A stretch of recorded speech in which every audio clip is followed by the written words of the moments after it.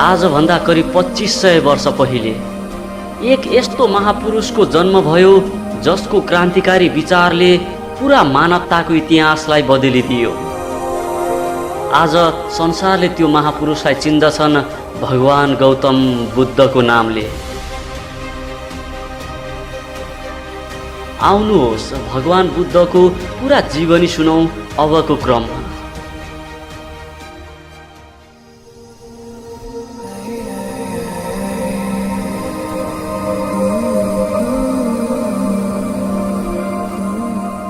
नेपालको हाल लुम्बिनी अञ्चलमा आजभन्दा करिब 2500 वर्ष पहिले कपिलवस्तु भन्ने एक देश थियो। त्यसबेला कपिलवस्तुमा शाक्य वंशका राजा शुद्धोधनले राज्य गर्ने गर्दथे। राजाका दुईवटी रानीहरू थिए, एक थिइन् मायादेवी र अर्को थिइन् प्रजापति गौतमी।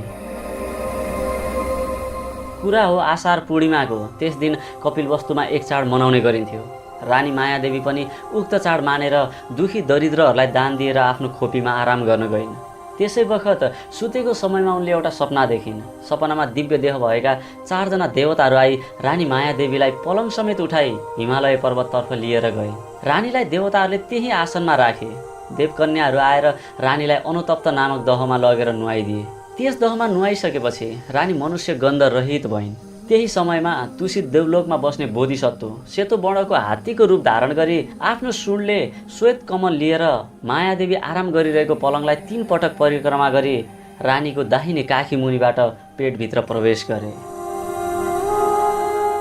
यस्तो अचम्मको सपना देखेर रानी आफूले देखेको सपना राजा शुद्धोधनलाई सुनाइन्। राजाले तत्कालै 64 जना ब्राह्मण बोलाउन पठाए र भोजनको आयोजना गरे। भोजन गरिसकेपछि राजा शुद्धोधनले एक जोर वस्त्र दान गर्दै राति महारानी मायादेवीले सपनामा देखेका कुराहरू ब्राह्मण समक्ष राखे। राजा शुद्धोधनको जिज्ञासामा त्यहाँ उपस्थित ब्राह्मणहरूले सपनाको लक्षण त साह्रै शुभ रहेको र भविष्यमा महारानीको कोखबाट ठुलै महापुरुषको जन्म हुन सक्ने भविष्यवाणी गरिदिए र उनीहरूले यो पनि भनिदिए कि यदि उक्त राजकुमार गृहस्थ भएमा चक्रवर्ती राजा हुने र सन्यासी भएमा बुद्धत्व प्राप्त गर्नेछन् भनी सजिलै अड्कल गरेर फर्किए। ब्राह्मण वर्गबाट यस किसिमको कुरा सुनेर राजा रानी दुवै आनन्दित भए। यसरी बोधिसत्वले मायादेवीको कोखमा प्रवेश गरेको दिन थियो आषाढ पूर्णिमा, उत्तराषाढ नक्षत्रको शुभ दिन।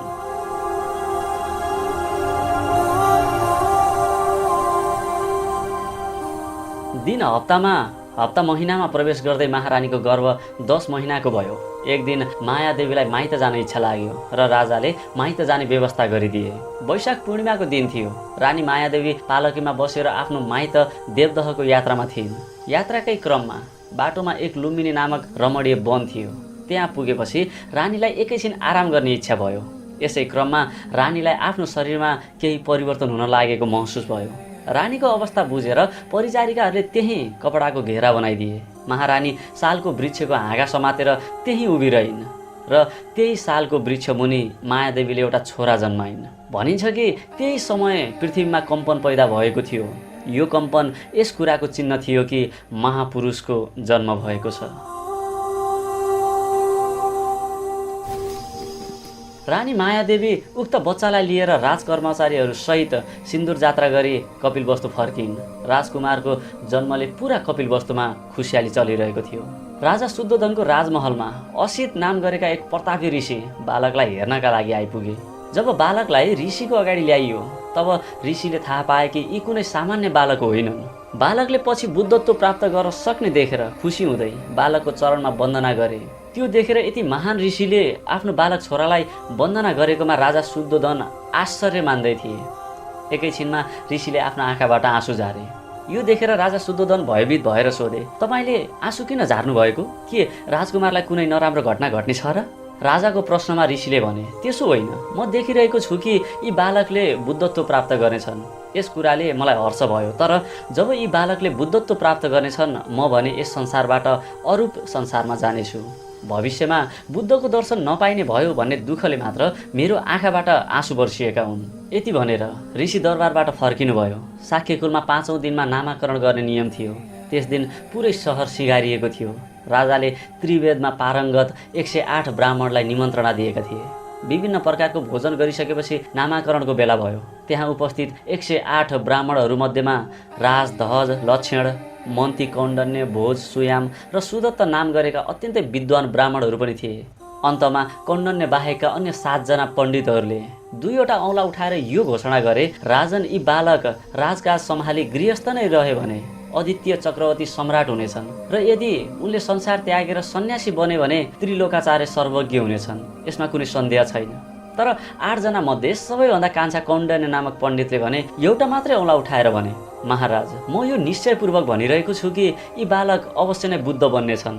यिनले गृहस्थ भएर जीवन बिताएर बस्ने छैनन्। सबै अर्थहरू सिद्ध गर्न सक्ने भएकाले पण्डितहरूले ती बालकको नाम सिद्धार्थ राखिदिए। यसरी कौण्डन्य पण्डितले निश्चय नै यी बालकले गृहत्याग गरेर जानेछन् भन्दा राजालाई हर्ष र विस्मात दुवै भयो। एकातिर संसारकै गुरु हुनेछन् भन्दा हर्ष त भयो, तर राजकुमार भएकाले राजपाट केही नथामी गृहत्याग गरेर जानेछन् भन्दा विस्मात भयो।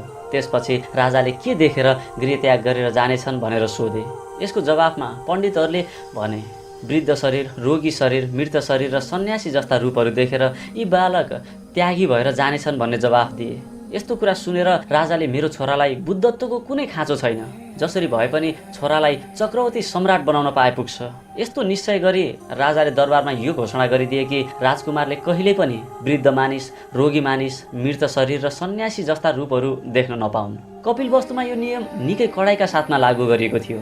दरबारका कर्मचारीहरूमा पनि वृद्ध मानिस छानेर अवकाश दिन सुरु गरियो। सिद्धार्थ जन्मिएको 7औं दिनमा महामायाको मृत्यु भयो र सिद्धार्थको सम्पूर्ण पालन पोषणको जिम्मा आयो महारानी प्रजापति गौतमीमाथि। समय बित्दै गएको थियो।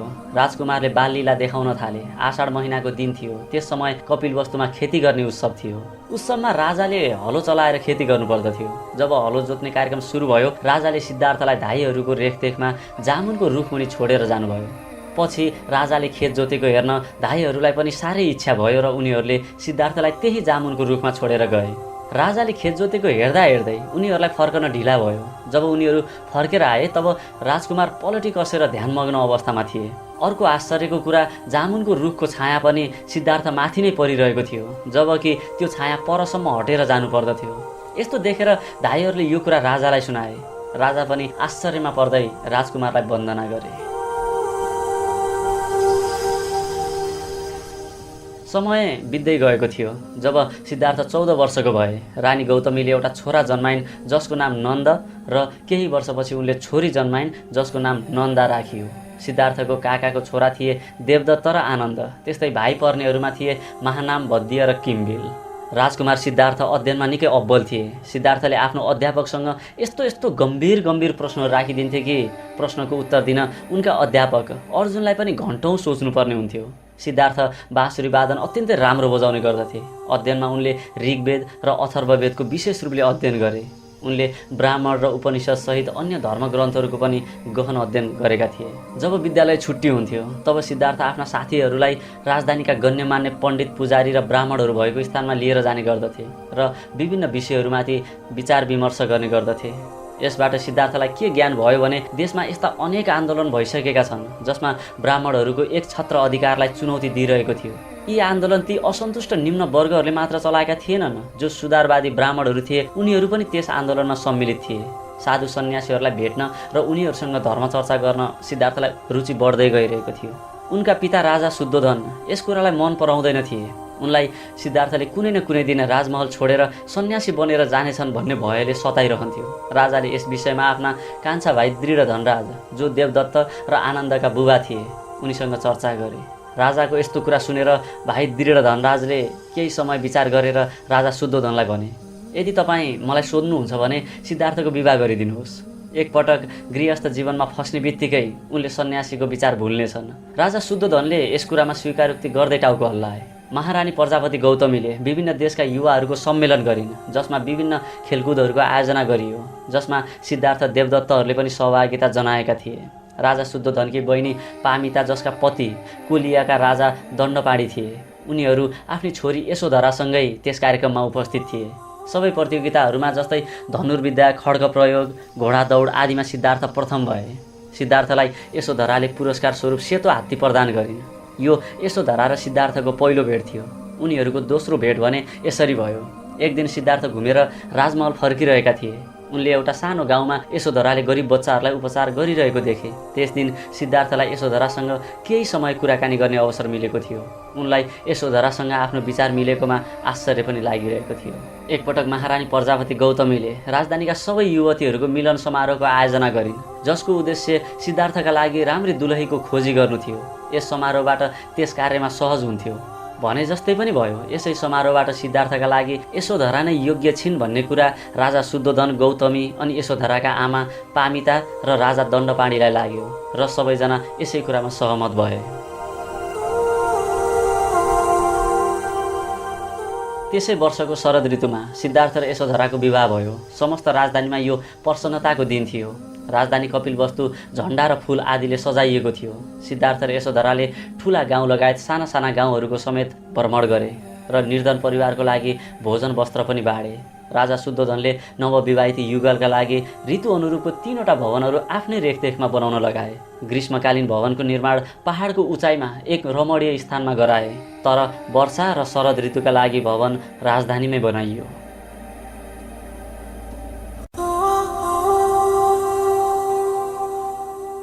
राजा शुद्धोधनको चित्त शान्त थियो, किनकि अब सिद्धार्थ उनले आशा गरेकै मार्गमा चल्न थालेका थिए। आफ्नो छोरा र नववधूको सतत सुखद मनोरञ्जनका लागि उनले स्वयं सर्वोत्तम सङ्गीतकार एवं नर्तकीहरूको चयन गरेका थिए।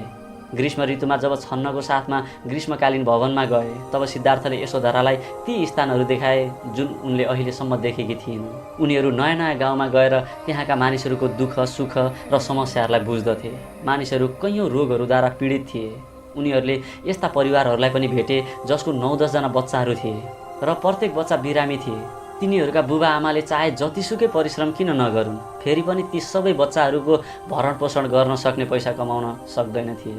त्यसबेला उनीहरूले यो कुरा थाहा पाए कि समाधान नै गर्न नसकिने कैयौँ समस्यामा मानिसहरू थिए।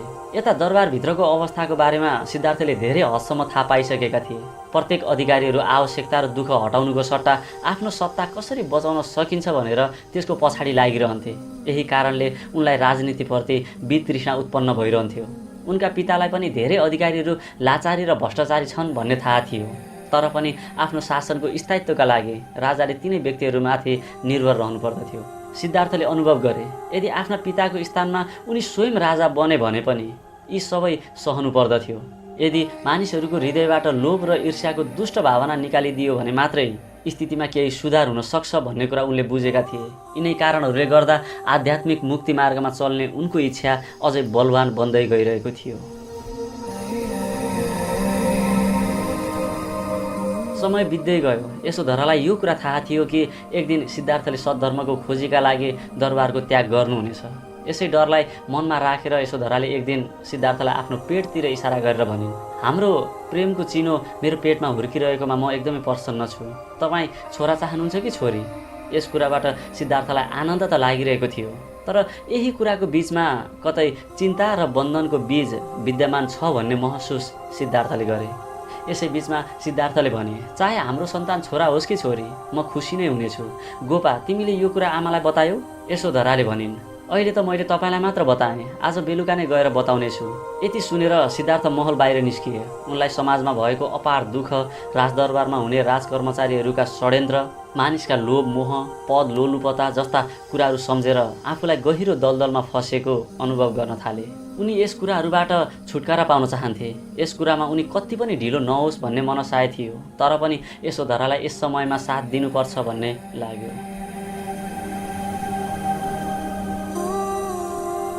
समय कति छिटो बित्यो थाहा नै भएन। यशोधराको गर्भ 9 महिनाको भयो। यशोधरालाई प्रसव पीडाले सताउन थाल्यो। यशोधराको आमा पामिताले नगरका अत्यन्तै कुशल धाईहरूको व्यवस्था गरेकी थिइन्। सिद्धार्थ त्यस समय दरबारमा थिएनन्। उनी छन्नसँग बाहिर यात्रामा निस्किएका थिए। यात्रामा उनले एक फ्लू लागेको मानिसलाई देखे। उक्त मानिसलाई उपचार गर्न सिद्धार्थ रथबाट तल ओर्लिए। छन्नले उक्त रोगी मानिसलाई नछुनको लागि भने, तर सिद्धार्थको मनले मानेन र उपचार गर्न थाले। तर धेरै नै ढिला भइसकेको थियो। उसले सिद्धार्थको काखमा नै मृत्युवरण गर्यो। यस घटनाबाट सिद्धार्थ अत्यन्तै दुखी भए र रथलाई दरबारतिर फर्काउन छन्नलाई भने। छन्नले रथ दरबारतिर फर्काए। फर्किने क्रममा उनको आँखामा मानिसहरूको दुःख यसरी घुमिरहेको थियो कि यसबाट उनी सम्हालि नै नसक्ने भए। यतिकैमा उनले एक गेरु वस्त्रधारी ऋषिलाई देखे। जो आफ्नो अनुहारमा आनन्दको भाव लिएर बसिरहेका थिए। ऋषिलाई देख्ने बित्तिकै सिद्धार्थमा एक नयाँ आनन्दको भाव सञ्चार भयो। सिद्धार्थले उक्त ऋषिसँग एकैछिन वार्तालाप गरेर निस्किए। दरबार पुगेपछि यशोधराले छोरा जन्माएको कुरा थाहा पाए। सिद्धार्थकै निर्देशनमा उक्त छोराको नाम राहुल राखियो। दरबार फर्किँदा फर्किँदै सिद्धार्थले दरबार त्याग्ने कुरा निश्चय गरिसकेका थिए। उनको भाव यतिसम्म विचलित थियो कि उनले राहुललाई काखमा लिनुपर्दछ भन्ने कुरासम्म पनि ध्यानमा दिएनन्। त्यसै दिन उनले बुबा शुद्धोधनलाई भेट गरेर भने, बुबा महाराज, म तपाईँसँग घर छोडेर सन्यास ग्रहण गर्ने आज्ञा लिन आएको हुँ, जसले गर्दा म सद्धर्मको मार्ग खोज्न सकूँ। यो कुरा सुनेर राजा शुद्धोधन चिन्तित भए। हुन त उनलाई पहिलेदेखि नै यो कुरा थाहा थियो, यो समय एक न एक दिन आउन सक्छ भनेर। राजाले सिद्धार्थको अगाडि राजसत्ता, मातृभूमि, जनता, बुबा आमा, यशोधरा र नयाँ छोरा राहुल सबैको जिम्मेवारीको कुरा गरे, जसको कारण सिद्धार्थ हतोत्साहित हुन्। तर सिद्धार्थले यो ठानिसकेका थिए कि उनी आफ्नो निर्णयमा अडिग थिए। आफ्नो कुनै पनि कुरा सिद्धार्थलाई नलागेपछि राजा शुद्धोधनको अनुहारमा पीडाको भाव उत्रिएर आयो। त्यसपछि उनले केही पनि भनेनन् र पछि चुपचाप आफ्नो कक्षतिर गए।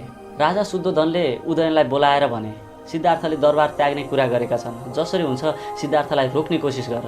त्यसै आज्ञा बमोजिम उदयनले रात्रि भोजको व्यवस्था गरे। भोज र नृत्यको कार्यक्रम सकिएपछि राजमहलमा शान्ति छायो। सिद्धार्थ निकै अबेरसम्म बाहिर एक्लै नै बसिरहे। उनले आज राति नै दरबार छोड्ने निश्चय गरिसकेका थिए। यशोधरालाई आज राति नै सिद्धार्थले महल छोड्नेछन् भन्ने कुरा थाहा थियो। सिद्धार्थ आफ्नो कक्षमा आए। उनले पर्दा हटाएर यशोधरातिर हेर्न थाले। यशोधरा सुतिरहेकी थिइन् भने राहुल यशोधराको काखमा सुतिरहेको थियो। सिद्धार्थले भित्र गएर यशोधरासँग बिदा लिने विचार गरे, तर तुरुन्तै रोकिए। सिद्धार्थले यस सम्बन्धमा जे जति भन्नुपर्ने थियो त्यो भनिसकेका थिए। त्यसैले यशोधरालाई यो कुरा थाहा थियो। अब फेरि उनले यशोधरालाई बिउजाए भने बिदाको समय बोजिलो हुन सक्छ। उनले पर्दा लगाइदिए र त्यहाँबाट निस्कन तयार भए। तर उनले फेरि पर्दा उठाए, जसले गर्दा आफ्नी पत्नी र पुत्रलाई अन्तिम पटक देख्न सकियोस्। उनले एकहोरो पत्नी र पुत्रलाई हेरिसकेपछि पर्दा झारिदिएर बाहिर निस्किए। उनले देखे छन्न अहिले पनि जागे अवस्थामा छन्। छन्नलाई देखेर उनले भने, छन्न, कृपा गरेर कन्थकलाई म भएको ठाउँमा लिएर आऊ, जो सिद्धार्थको घोडा थियो। छन्नले कन्थकलाई सिद्धार्थको सामुन्नेमा लिएर आए। छन्नले सोधे, के म पनि तपाईँसँग जान सक्छु? सिद्धार्थले हुन्छ भनेर शिर हल्लाएपछि छन्न पनि उनीसँग जान तयार भए।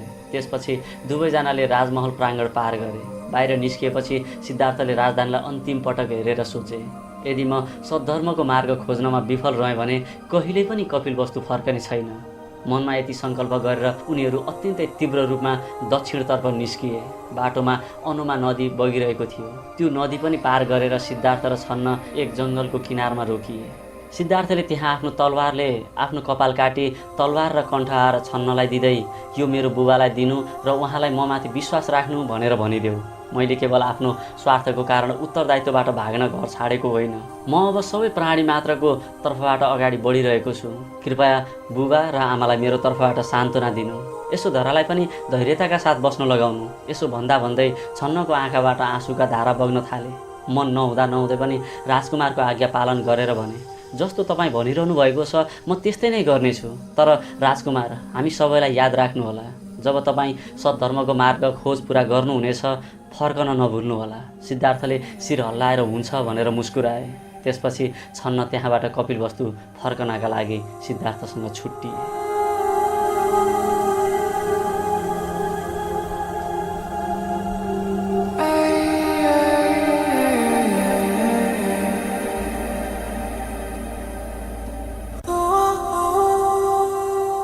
त्यस दिन उनी वनभित्र प्रवेश गरेर एउटा सालको रुख मुनि सुते। अर्को दिन बिहान सूर्यको किरणले उनको आँखा खोल्यो। आँखा खोल्दा एकजना सन्यासी उनको अगाडि उभिएको पाए। उक्त सन्यासी सिद्धार्थ उठ्ने प्रतीक्षा गरिरहेका रहेछन्। सिद्धार्थले उनलाई आफूले भर्खर मात्र गृहत्याग गरेको र अहिलेसम्म कुनै पनि गुरुबाट शिक्षा लिने अवसर नपाएको बताए र आचार्य आलारा कलामको विषयमा सुनेको र उनैको शिष्य बन्न चाहने बताएपछि उक्त सन्यासीले आफू पनि आचार्य आलारा कलामको शिष्य भएको र अहिले आचार्य आलारा कलामको आश्रम वैशालीको उत्तरमा रहेको बताए। सिद्धार्थ उनको साथमा वैशालीतिर प्रस्थान गरे। उनीहरूले 9 दिनको यात्रा गरेपछि आचार्य आलारा कलामको आश्रममा पुगे। सिद्धार्थ आचार्य सम्मुख उपस्थित भएर आफूलाई शिष्य बनाउनका लागि निवेदन गरे।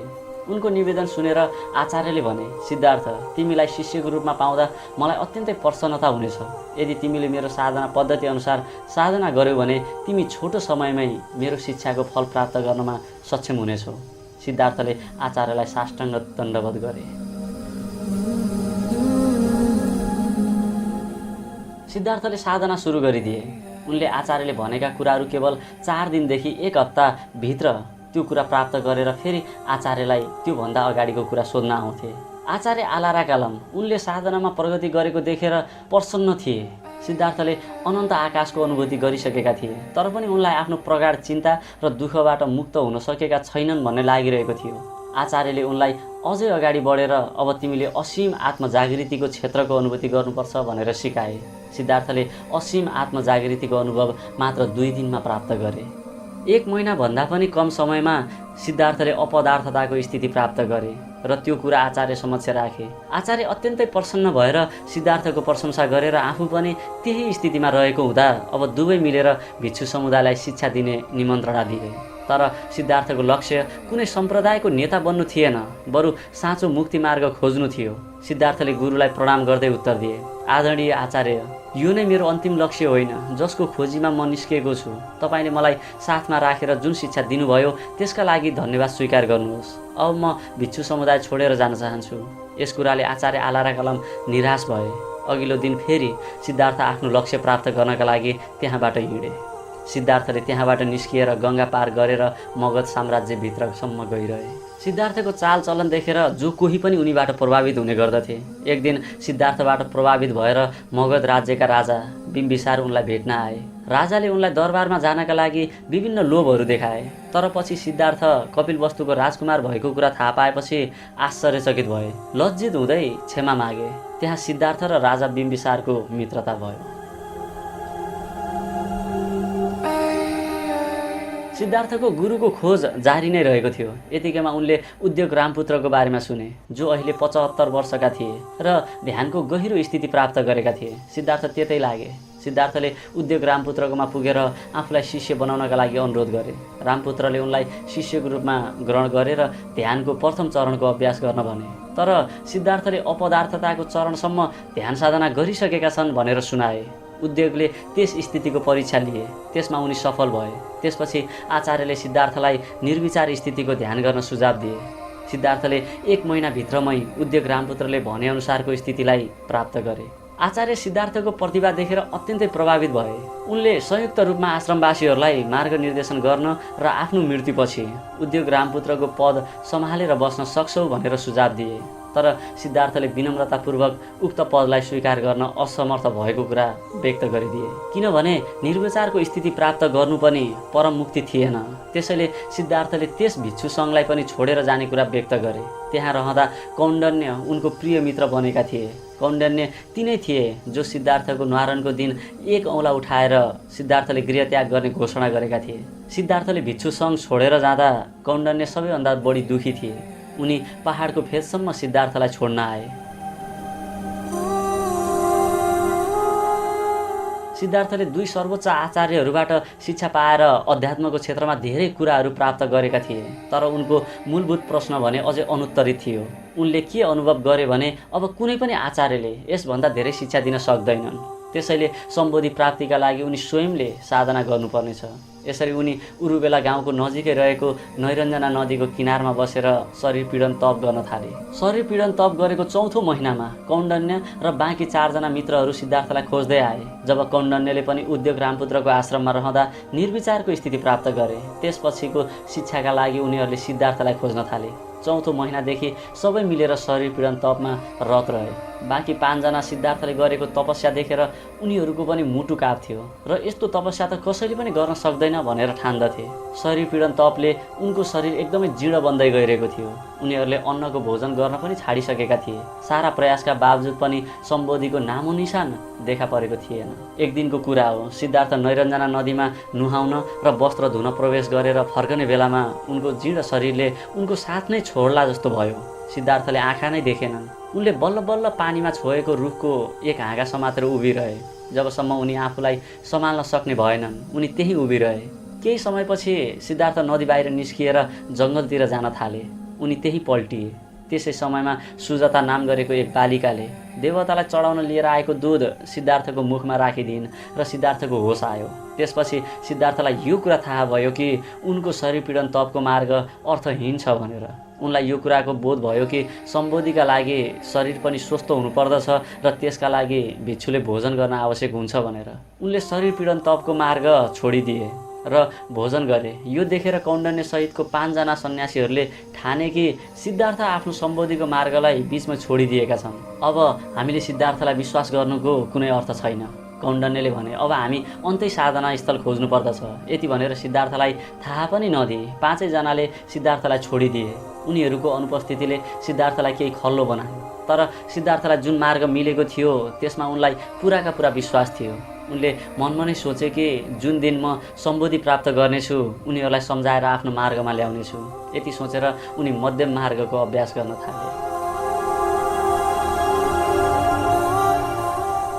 दिनहरू अगाडि बढ्दै गयो। सिद्धार्थले 3वटा सपनाहरू देखे। एकमा पृथ्वीलाई शयन कक्षको रूपमा देखे। दोस्रो सपनामा उनले छिरिका नामक घाँस उनको नाभिबाट निस्केर माथि आकाशमा गएको देखे। तेस्रो सपनामा विभिन्न रङका पन्छीहरू आफूतिर आएको र आफू नजिक आएपछि सबै पन्छीहरू एउटै रङको भएको देखे।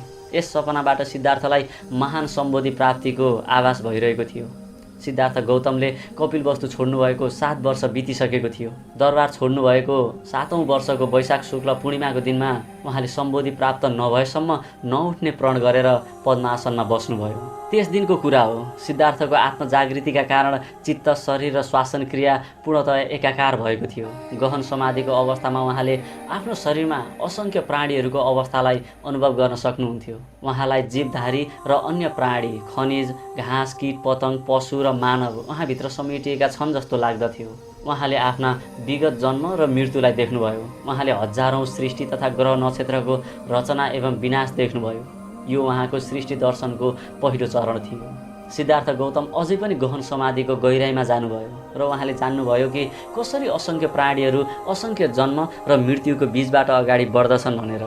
उहाँले देख्नुभयो कि जन्म र मृत्यु त बाह्य दृश्य मात्रै हुन्, वास्तविकता होइनन्। यस अनुभूतिले गौतमलाई जन्म मरणको जालबाट पार जाने मार्ग देखायो। यसबाट उहाँ थोरै मुस्कुराउनु भयो। समाधिको यो दोस्रो चरण थियो। त्यसबेला बाहिर घनघोर हावा चल्यो र पानी पर्यो। यसबाट सिद्धार्थ कति पनि विचलित हुनु भएन। उहाँले अगाडि देख्नुभयो कि मानिसहरूले अज्ञानका कारण अनेक प्रकारका दुःख, भ्रान्ति र पीडाहरू भोग्दछन्। लोभ, क्रोध, अहङ्कार, भ्रम, द्वेष र भय सबैको जड अज्ञान हो। जब हामी चित्तलाई शान्त गरेर गहिराईको साथमा सत्यको दर्शन गर्न पाउँछौँ तब हामीलाई पूर्ण ज्ञान प्राप्त हुन्छ, जसले गर्दा प्रत्येक दुःख र चिन्ताहरूको निवारण हुन्छ। यसले गर्दा प्रेमको उदय हुन्छ। भ्रमरहित ज्ञान प्राप्तिका लागि व्यक्तिले जागरुकताका साथ बाँच्नुपर्ने, जीवनको वर्तमान क्षणको साथमा लगातार उसको सम्पर्क हुनुपर्ने हुन्छ। जागरुकताको अभ्यास गर्नाले यसमा गहिराईसम्म सोच्ने, बुझ्ने क्षमताको विकास हुन्छ। गहिरो समाधिको अवस्थामा समस्त प्राणीहरूको हृदयलाई हेर्दै सिद्धार्थले प्रत्येकको मनको अवस्था जान्नुभयो, चाहे त्यो जतिसुकै टाढा किन नहोस्। यसबाट उहाँ प्रत्येक व्यक्तिको हर्ष र विषादको आवाज सुन्न सकिरहनु भएको थियो। यसरी उहाँले दिव्य दृष्टि, दिव्य श्रवण र आफ्नो ठाउँमा बसी बसी कतै पनि जान सक्ने सामर्थ्य आर्जित गर्नुभएको थियो। गौतमलाई यस्तो अनुभव भयो मानव उहाँ हजारौं जन्मको कारागारबाट मुक्त हुनुभएको छ। यस कारागारको द्वारपाल अज्ञान थियो। यो अज्ञानले हाम्रो चित्त आकाशलाई त्यसरी नै छोपेको छ जसरी कालो बादलले चन्द्रमा र ताराहरूलाई छोपेको हुन्छ। यसमा जन्म, जरा, रोग र मृत्युले त्यस कारागारको पर्खाललाई अझै मजबुत बनाएको हुन्छ। यस्तो अवस्थामा के गर्न सकिन्थ्यो भने कारागारको द्वारपाललाई पक्रने र त्यसको वास्तविक स्वरूपलाई हेर्ने। त्यो कारागारको द्वारपाल अज्ञान हो। एकपटक कारागारको द्वारपाल गयो भने कारागार नै ध्वस्त हुनेछ र फेरि कहिल्यै पनि बन्न सक्ने छैन।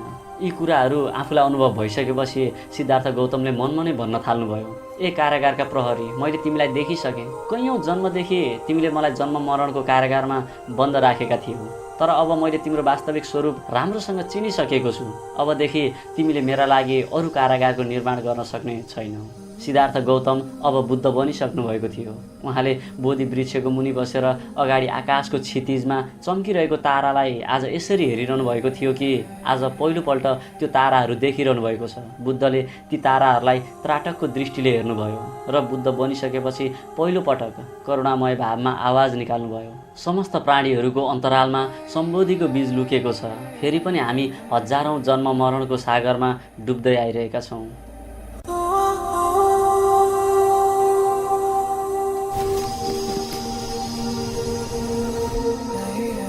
सम्बोधि लाभ गरिसकेपछि उहाँले आजसम्म आफूलाई सम्बोधि लाभका लागि सहयोग गर्ने सम्पूर्णलाई धन्यवाद दिनुभयो। त्यसमा आफ्ना विरोधीहरूदेखि लिएर आफन्तसम्मका सबै पर्दथे।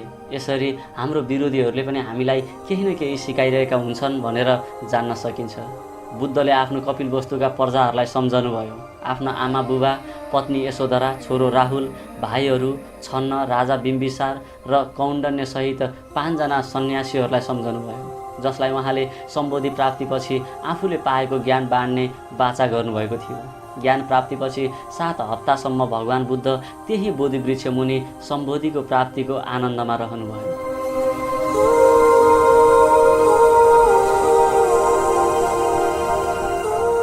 त्यसपछि पञ्चवर्गीय भिक्षुहरूको बारेमा उहाँलाई उपाक नामक युवा भिक्षुबाट थाहा भयो कि उनीहरू वाराणसीको ऋषिपतनको मृग दावनमा साधना गरिरहेका छन् भनेर।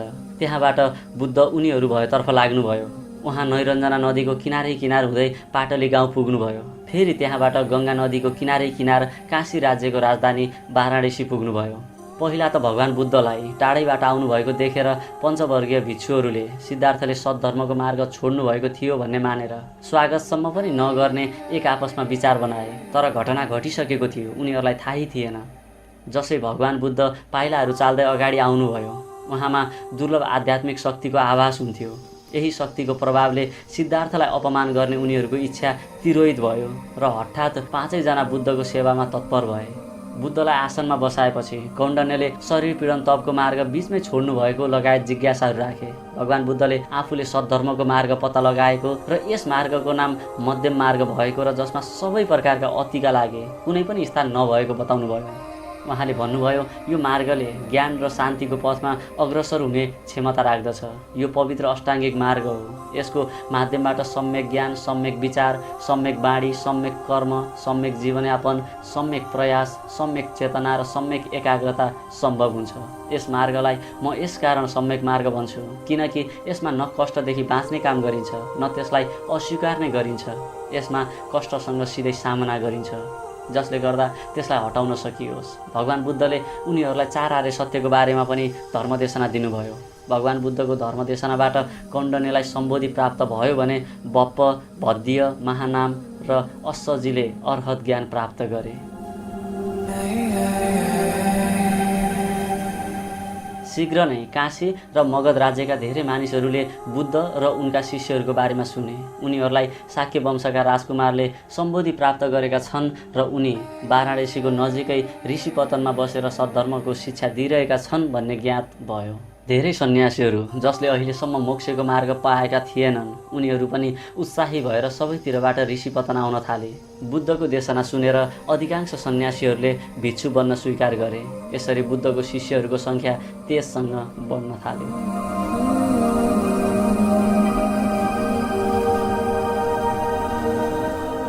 त्यहाँ भगवान बुद्धले कौण्डन्यलाई प्रवज्य दिने जिम्मेवारी सुम्पिएर आफू ऋषिपतनबाट मगधको यात्रामा निस्कनुभयो। उहाँ बोधि वृक्ष भएको स्थानमा जानुभयो जहाँ उहाँले सम्बोधि प्राप्त गर्नुभएको थियो। त्यसै दिन सुजाता र अन्य बच्चाहरूबाट भगवान बुद्धलाई उरुवेला काश्यपको बारेमा थाहा भयो, जो अग्निदेवताको आराधना गर्ने गर्दथे। उनको साथमा 500 शिष्यहरू थिए। भगवान भोलिपल्ट नै काश्यपलाई भेट्न जानुभयो। यसबाट काश्यप ऋषि बुद्धको ज्ञानदेखि एकदमै प्रभावित भए।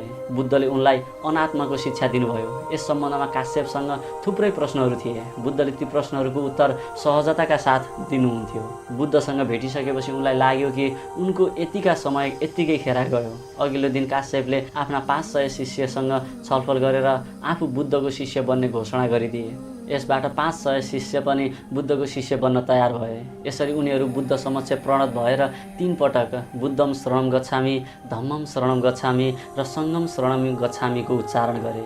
यी त्रिरत्नहरूको उच्चारणले समस्त वन गुन्जायमान भयो। त्यसपछि काश्यपका अरू भाइहरू 400 शिष्यहरूको साथमा गयाबाट पनि आए र बुद्धको शिष्य बने। यसरी त्यहाँ बुद्धको शिष्यको सङ्ख्या 900 पुग्यो। त्यहाँबाट बुद्ध काश्यपसहित 900 शिष्यहरूको साथमा राजा बिम्बिसारको राजगृहको नजिकै पुग्नुभयो र त्यहाँ ताडवनमा बस्नुभयो, जसको व्यवस्था उरुबेला काश्यपले गरेका थिए। भगवान बुद्ध राजगृहमा आउनुभएको कुरा राजा बिम्बिसारलाई थाहा भयो। बुद्ध उनै युवा सन्यासी थिए जो धेरै पहिले शीर्ष पर्वतमा साधनारत रहँदा भेट भएको थियो भन्ने कुरा बुझी राजा, रानी र छोरा अजातशत्रुलाई लिएर भगवान बुद्धलाई भेट्न ताडवनमै आउनुभयो। राजा बिम्बिसारको आगमनको खबर पाउनासाथ भगवान बुद्ध स्वयं र काश्यप राजालाई स्वागत गर्न आउनुभयो। त्यसबेला राजा बिम्बिसार बुद्धलाई दोस्रो पटक भेटेर एकदमै प्रसन्न देखिन्थे। भगवान बुद्धले त्यहाँ पञ्चशील र जीवनको सबै तत्त्वहरूको अनित्यताको बारेमा देशना दिनुभयो। देशना सकिएपछि राजाले भगवान बुद्ध र उहाँका समस्त 900 शिष्यहरूलाई पूर्णिमाको दिन भोजनको लागि दरबारमा निमन्त्रणा दिनुभयो। त्यहाँ उपस्थित सबैले बुद्धलाई धन्यवाद दिए र त्यसमध्ये 20 जनाले बुद्धको शिष्य बन्ने इच्छा प्रकट गरे। यिनै दिनहरूमा भगवान बुद्धलाई 2 असाधारण नयाँ शिष्यहरू प्राप्त हुनेवाला थियो, जसको प्रयासले बुद्धको शिक्षालाई एक नयाँ उचाइ प्राप्त हुन सक्यो, जसको नाम थियो सारीपुत्र र मौद्गल्यन। एक दिन सारीपुत्रले भगवान बुद्धको शिष्य अस्सजीलाई राजगृहमा भिक्षाटन गरिरहेको देखे। भिक्षुको सौम्य प्रशान्त मुद्राले उनलाई तुरुन्त आकृष्ट गर्यो। सारीपुत्र अस्सजीको नजिकै गएर हात जोड्दै नमन गरेर सोधे, तपाईँको मुखमण्डल शान्तिको कारण चम्किरहेको छ। तपाईँको हिँड्ने मुद्राबाट नै तपाईँको ज्ञानको दर्शन हुन्छ। कृपया मलाई तपाईँको गुरु को हुनुहुन्छ र तपाईँको शिक्षा केन्द्र कहाँ छ बताइदिनुहोस्। अस्सजीले मुस्कुराउँदै जवाफ दिए, म शाक्य वंशका गौतम, जसलाई बुद्ध भनिन्छ, उहाँ नै मेरो गुरु हुनुहुन्छ र उहाँ यति बेला सप्ततीर्थ मन्दिरको नजिकै ताडवनमा निवास गरिरहनु भएको छ। आफूले खोजेको गुरु उनै गौतम बुद्ध हुन् भनेर लाग्छ, सारीपुत्रको मनले भनिरहेको थियो। उनले अस्सजीलाई नमन गरे र आफ्ना मित्र मौद्गल्यनलाई खोज्न त्यहाँबाट हिँडे। मौद्गल्यन तीव्र बुद्धिका थिए। उनले सारीपुत्रलाई भने, यदि यसो हो भने हामीले चाँडै नै बुद्धलाई भेट्न जानुपर्छ। तर उनीहरू 250 जना परिव्राजकको साथमा थिए, जसको नेतृत्व आचार्य सञ्जयले गरिरहेका थिए। उनीहरूलाई यत्तिकै छाडेर जान मिल्दैन थियो। त्यसैले उनीहरूले पहिला त 250 जना भक्तहरूलाई गएर आफूहरू बुद्धको शिष्य बन्न गइरहेको कुरा बताए। यसबाट परिव्राजकहरू दुखी त भए, तर उनीहरू पनि सारीपुत्र र मौद्गल्यनसँग बुद्धकै शरणमा जाने इच्छा व्यक्त गरे। त्यसपछि उनीहरू गुरु आचार्य सञ्जयको स्थानमा गएर भक्त समुदायको निर्णय सुनाइदिए। उक्त कुरा सुनेर आचार्यले भने, यदि तिमीहरू यहीँ रहन्छौ भने म भक्त समुदायको नेतृत्व तिमीहरू दुवैलाई सुम्पन तयार छु। यस कुरा सुनेर उनीहरूले भने, हामी त मुक्ति प्राप्तिका लागि अध्यात्मको मार्गमा थियौँ, न कि आध्यात्मिक नेता बन्नका लागि। हामीले गौतम बुद्ध भएको स्थानमा जानुपर्दछ, किनकि उहाँले सद्धर्मको मार्ग प्राप्त गर्नुभएको छ, जसलाई हामीले यत्रो समयदेखि खोजिरहेका थियौँ। यति भनेर सारीपुत्र र मौद्गल्यन आचार्य सञ्जयलाई नमन गरे र त्यहाँबाट बिदा भए। अन्य परिव्राजकहरू पनि उनीहरूको पछि पछि गए। त्यहाँबाट उनीहरू ताडवन पुगे, जुन 2 मिलको दूरीमा थियो। त्यहाँ पुगेर उनीहरूले बुद्धलाई नमन गरे र उहाँसँग हामीलाई पनि प्रवज्य दिएर आफ्नो शिष्य बनाउनुहोस् भनेर आग्रह गरे। भगवान बुद्धले उनीहरू समक्ष 4 आर्य सत्यको विषयमा देशना गर्नुभयो र प्रवज्य दिएर भिक्षुसँगमा मिलाउनुभयो। उनीहरू सबैले प्रवज्य लिएपछि ताडवनमा भिक्षुहरूको सङ्ख्या 1250 पुग्यो। त्यसपछिको पूर्णिमाको दिनमा राजा बिम्बिसारले राजदरबारमा बुद्धसँगको लागि भोजनको आयोजना गरे र त्यही आयोजनामा राजाले बुद्धसँगलाई बेडुवन दान गरे, जुन वन अत्यन्तै सुन्दर थियो र राजगृहबाट नजिक पनि पर्दथ्यो।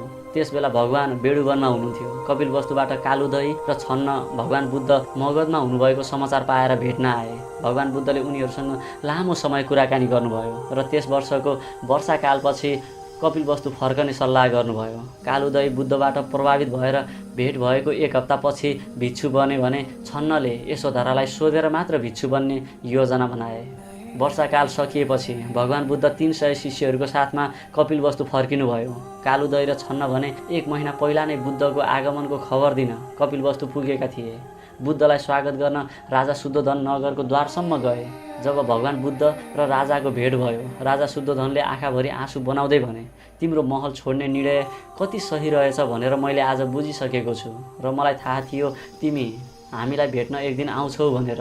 राजाले गौतम बुद्धलाई राजमहलमा लिएर गए र भिक्षु नागसमल पनि बुद्धको पछि पछि गए। बुद्धकै निर्देशनमा 300 भिक्षुहरूलाई सारीपुत्रले नेग्रोदा उद्यानमा लिएर गए। राजा र बुद्ध महलको नजिकै आएपछि यशोधराले राहुललाई उनको बुबाको बारेमा बताइन् र बुद्धलाई देखाउँदै उनै राहुलको बुबा भएकोले गएर भेट्न र आफूलाई दिनका लागि तपाईँसँग के छ भनेर सोध्न भनिन्। राहुल दौडिएर बुद्ध र राजा भएको ठाउँमा गए। बुद्धलाई दौडिएर आएको बालक आफ्नो छोरा हो भनेर चिन्न गाह्रो भएन। गौतम बुद्धले राहुललाई आफ्नो अँगालोमा राख्नुभयो। त्यसपछि राहुलले आफ्ना पिता बुद्धलाई प्रश्न गरे, तपाईँ मेरो बुबा हुनुहुन्छ भनेर मेरी आमाले भन्दै हुनुहुन्थ्यो र आमाले यो पनि माग्न भन्नुभएको थियो कि तपाईँसँग मलाई दिनका लागि के छ भनेर। भगवान बुद्धले मुस्कुराउँदै राहुलको गाला मुसार्दै भन्नुभयो, उपयुक्त समय आएपछि म तिमीलाई मसँग भएको कुरा अवश्य दिनेछु।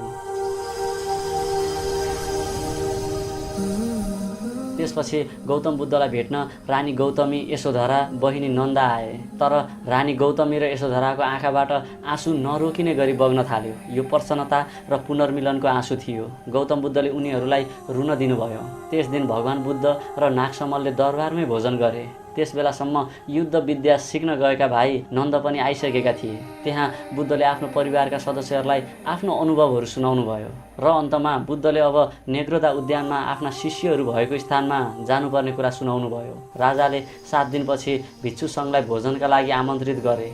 बुद्धले राजाको निमन्त्रणालाई सजिलै स्वीकार गर्नुभयो र त्यसपछि भगवान बुद्ध र नागसमल त्यस दिन नेग्रोदा उद्यानतिर फर्किनुभयो।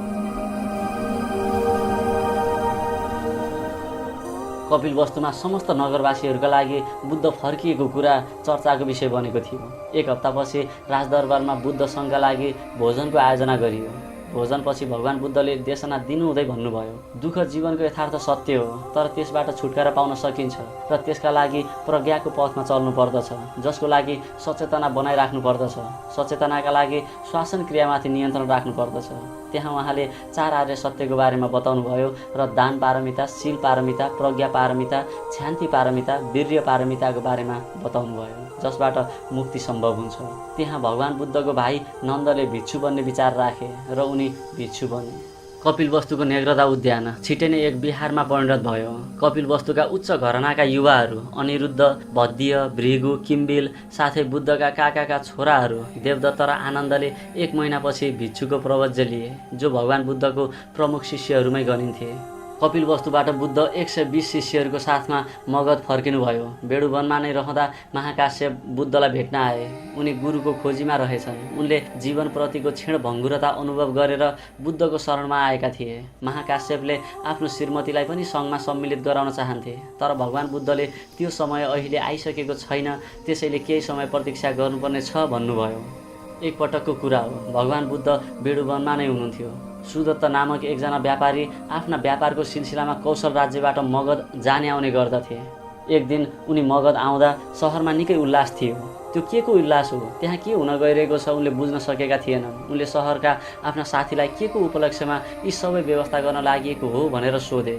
उत्तरमा यो सहरमा एकजना सम्बोधि प्राप्त गुरु आउँदै हुनुहुन्छ, उहाँकै तयारी भइरहेको छ भनेर बताए। आफूले पनि सम्बोधि प्राप्त गुरुलाई भेट्ने मौका पाउने भएपछि खुसीका साथमा आफू पनि बुद्धको स्वागत कार्यमा खटिए।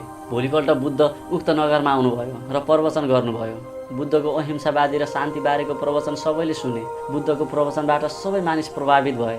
त्यहाँ पनि बुद्धका उपासक र शिष्यहरूको सङ्ख्या बढ्यो। त्यसपछि सुदत्त बुद्धलाई आफ्ना कौशल राज्यको श्रावस्तीमा लैजानका लागि बुद्धलाई भेट्ने निश्चय गरी बुद्धको नजिकै आए र नमन गरे। सुदत्तले आफ्नो कौशल राज्यमा पनि बुद्ध सङ्घलाई निमन्त्रणा गरे। बुद्धले पनि सहज रूपमा उक्त निमन्त्रणालाई स्वीकार गर्नुभयो र सारीपुत्रलाई लिएर व्यापारी सुदत्त आफ्ना कौशल राज्य फर्किए।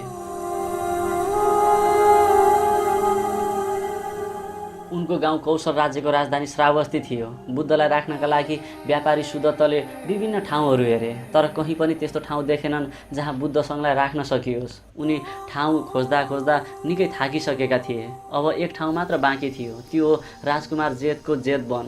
यो निकै शान्त र शीतल थियो, तर राजकुमार जेठले उक्त वन बेच्छन् भन्ने कुरामा शङ्का थियो। त्यही भए पनि एकपटक सोध्नु पर्यो भनेर सुदत्त राजकुमार भएको ठाउँमा गए। त्यस समय राजकुमार जेठ आफ्ना मन्त्रीहरूका साथमा छलफल गर्दै थिए। राजकुमारले व्यापारी सुदत्त आउनुको कारण सोधे र सुदत्तले भने, राजकुमार, के तपाईँ जेठ वन बेच्नुहुन्छ? राजकुमारका लागि त्यो बगैँचा निकै प्रिय थियो। उनी त्यो बगैँचा बेच्ने कुरा सोच्न पनि सक्दैन थिए। राजकुमार जेठले ठट्टाको शैलीमा भने, म त्यो बगैँचा बेच्न त बेच्छु, तर तिमीले त्यसको मूल्य चुकाउन त्यो बगैँचाभरि स्वर्ण मुद्रा ओछ्याउनु पर्छ। व्यापारी सुदत्त खुसी हुँदै भने, हुन्छ, म त्यहाँ भोलि बिहानैदेखि नै स्वर्ण मुद्रा ओछ्याउन लगाइदिन्छु। ख्याल ठट्टाको कुरा व्यापारीले साँच्चैकै बुझ्दा राजकुमार जेठ झस्किएर भने, ए पख मैले ठट्टा मात्र गरेको हुँ, म त्यो बगैँचा बेच्न चाहन्न।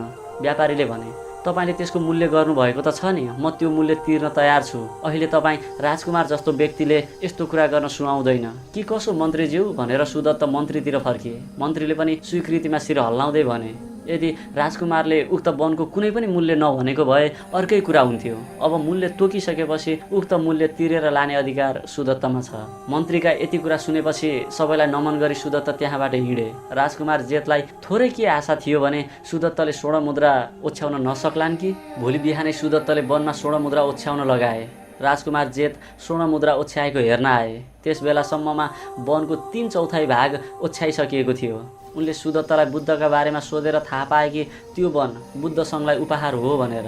कुमार जेठले बुद्धका लागि सुदत्त यस्तो गर्दैछन् भनेपछि बुद्धको ज्ञान कस्तो होला भन्ने लाग्यो। जेठले पनि अबको बाँकी वनमा स्वर्ण मुद्रा ओछ्याउने काम आफ्नो तर्फबाट गर्ने भए। यसरी सुदत्तले उक्त जेठ वन किने र जेठ वन बुद्ध सङ्घलाई उपहार प्रदान गरे। भगवान बुद्ध श्रावस्ती आउँदा 300 भिक्षुहरूको साथमा आउनुभयो। यसरी स्वर्ण मुद्रा बिछाएर जेठ वन किनेको खबर जताततै चल्यो। सारीपुत्रद्वारा यो कुरा भगवान बुद्धलाई पनि थाहा भयो।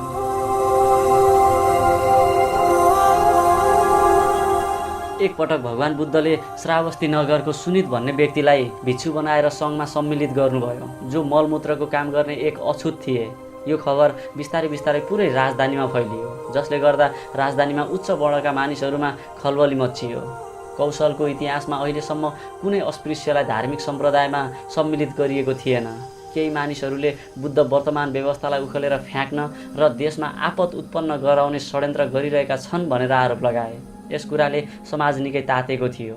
यो कुरा जेठ वनमा बुद्धलाई पनि थाहा भयो। तत्कालै भगवान बुद्धले वरिष्ठ शिष्यहरू सारीपुत्र, महाकाश्यप, महामौद्गल्यान र अनिरुद्धलाई बोलाउनु भयो र छलफलमा बस्नुभयो। छलफलमा सारीपुत्रले भने, महत्त्वपूर्ण कुरा भनेको सुनितको साधना हो। यदि सुनितले आफ्नो साधनामा राम्रो गर्न सके भने त्यो नै हाम्रो यस समाजको लागि उत्तर हुनेछ। अब म सुनितको साधनाका लागि पुरै प्रयास गर्नेछु। भगवान बुद्धले सारीपुत्रको काखमा हात राख्दै भन्नुभयो, तपाईँले मेरै कुरा गर्नुभयो। हामीले इतिहासमा पहिलोपल्ट अस्पृश्यका लागि ढोका खोलेका छौँ।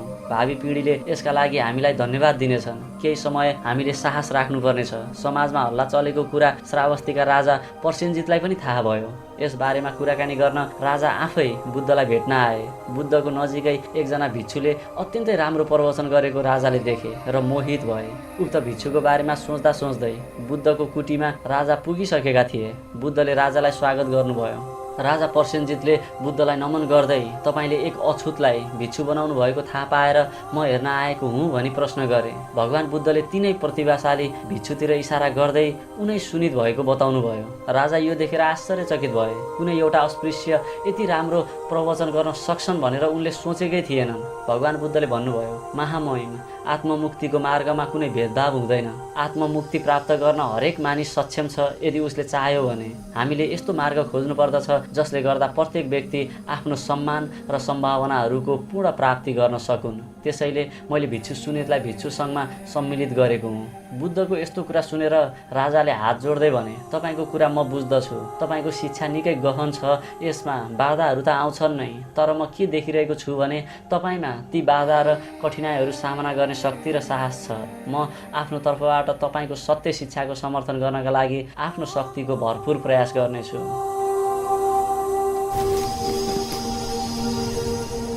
जब भगवान बुद्धको 9औं वर्षा प्रवास कौशम्बीको गोसिरामा बिताउने योजना बनाउनु भएको थियो, यो त्यति बेलाको कुरा हो। एक दिन मालुक्य पुत्रलाई सृष्टिको नित्य वा अनित्यको विषयमा प्रश्न सोध्न मन भएर आयो। जसको उत्तर भगवान बुद्धले साधनामा सहायक नहुने भएको कारण दिनु हुँदैन थियो। मालुके पुत्रले यो निश्चय गरेर आएका थिए कि यसको उत्तर बुद्धले दिनु भएन भने भिक्षु सङ्घ छोडेर जानेछु।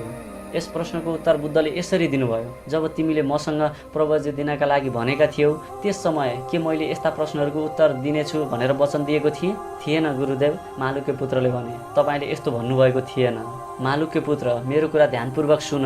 यदि मानिसलाई विषले भरिएको तीर लागेमा सबैभन्दा पहिला तीर निकालेर घाइतेको उपचार गर्नुपर्दछ, न कि बाण कस्तो थियो, तीर कुन दिशाबाट आयो।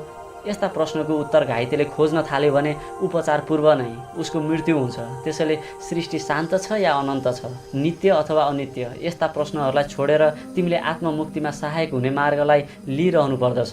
जुन कुराहरू सद्धर्म मार्गद्वारा आत्ममुक्तिमा सहायक हुँदैनन्, यस्ता कुनै पनि कुराको उत्तर म दिन्न। त्यसपछि मालुके पुत्र लज्जित भएर मूर्खतापूर्ण प्रश्नका लागि क्षमा याचना गरे। त्यसको केही समयपछिको कुरा हो। भगवान बुद्धको सूत्रहरू कण्ठ गर्ने भिक्षुहरूलाई सूत्राचार्य भनियो भने पञ्चशील तथा 10 शील पालनकर्ताहरूलाई शिलाचार्य भनियो। एकपटक गोसिरामा एक सूत्राचार्यद्वारा पात्र सफा नगरेको विषयमा शिलाचार्यद्वारा आपत्ति जनाउँदै विवाद उत्पन्न भयो।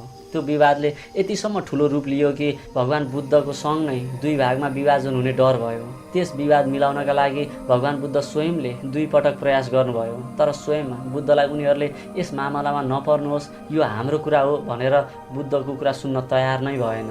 त्यसपछि भगवान बुद्ध त्यहाँबाट भिक्षापात्र लिएर निस्किनुभयो। त्यसपछि अनिरुद्धलाई भेटेर साधनाको कुरा सोध्नुभयो। उहाँ रक्षित वनमा प्रवेश गर्नुभयो।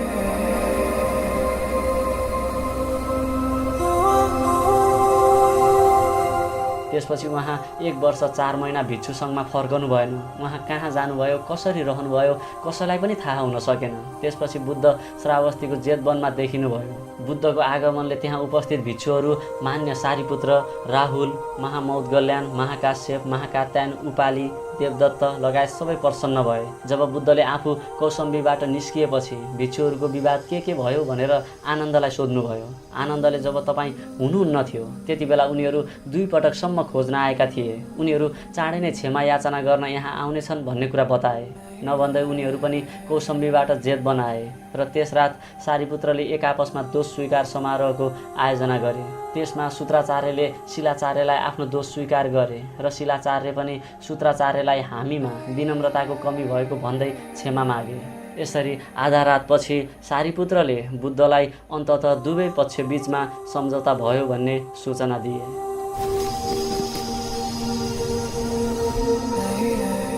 एकपटकको कुरा हो। बेडुवन नजिकैको गाउँमा रहेको धानखेत हुँदै बुद्ध हिँडिरहनु भएको थियो।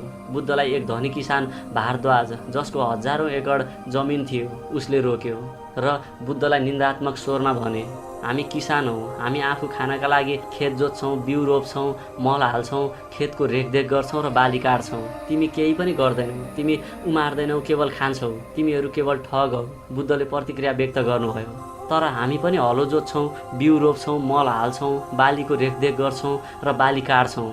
भारद्वाजले भने, त्यसो भए तिम्रो हलो कहाँ छ, गाई कहाँ छ, बिउ कहाँ छ, तिमी कुन बालीको रेखदेख गर्छौ र के बाली काट्छौ? भगवान बुद्धले उत्तर दिनुभयो, हामी साँचो हृदयको धरतीमा विश्वासको बिउ रोप्छौँ। हाम्रो हलो हो मानसिक चेतना अवस्था र गाई हो परिश्रमपूर्वक साधना। हाम्रो बाली हो प्रेम र सौहार्द। महामहिम विश्वास, सौहार्द र प्रेम बिना जीवन दुःखको बाँझो भूमिभन्दा बाहेक अरू के हुनेछ?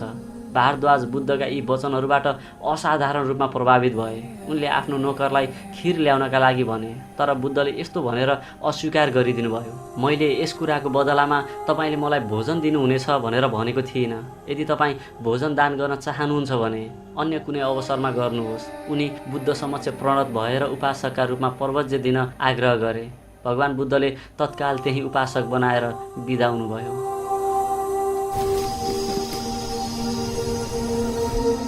एक दिन मान्य सारीपुत्रले वरिष्ठ भिक्षुहरूलाई भगवान बुद्धको स्थायी सहायक र वर्षावासको समयमा भगवान बुद्ध कुन ठाउँमा रहने त्यो कुरा निर्क्योल गर्नका लागि छलफल गर्न समारोह बोलाउनु भयो। यी 2वटै प्रस्तावहरू सारीपुत्रले अगाडि सार्नु भएको थियो।